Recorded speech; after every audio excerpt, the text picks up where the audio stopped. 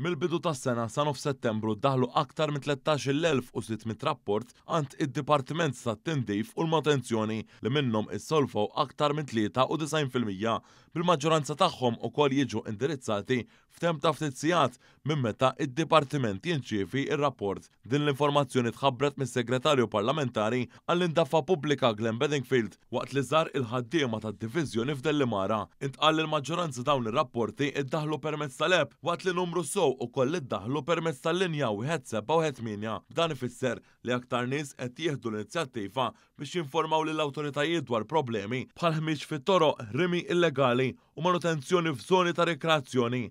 Din iż-żieda fir-rapporti hija attribwita għal kampanja edukattiva ta' xummiemu. Is-Segretarju Parlamentari Bedingfield sostna li din il-kampanja wrid mod ċar kemm il-poplu u konxju tal-importanza li pajjiżna jinżamm nadif. Inħeġġeġ li n-nies jiddownloadjaw l-app tagħna Clean and Upkeep għaliex permezz ta' din id-download ikunu qegħdin jgħinu lill-diviżjoni tagħna sabiex inkomplu flimkien inżommu Malta nadifa.